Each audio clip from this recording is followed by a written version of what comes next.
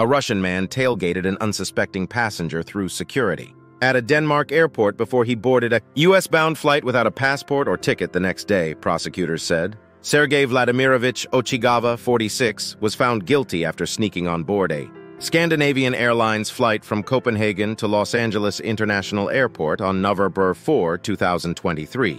Following a 3-day trial, a jury found Ochigava guilty of one count of being a stowaway on an aircraft, which carries a maximum sentence of 5 years in federal prison. Ochigava, who held both Russian and Israeli passports, followed another flyer through a security turnstile at Copenhagen Airport on November 3, 2023 to gain access to one of the terminals, where he remained overnight.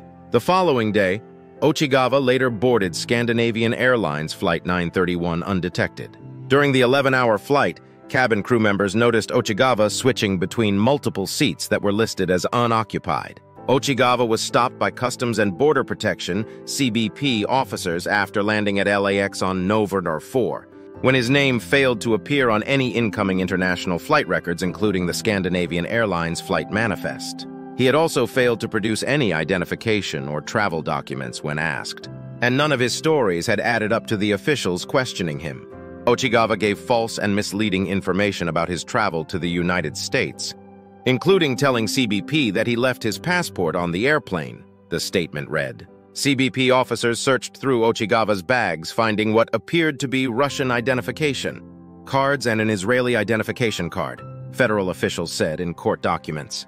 They also found a photo on his phone that partially showed a passport containing his name, date of birth, and a passport number, but not his photograph. In a criminal complaint, Ochigava claimed he hadn't been sleeping for 3 days and did not understand what was going on.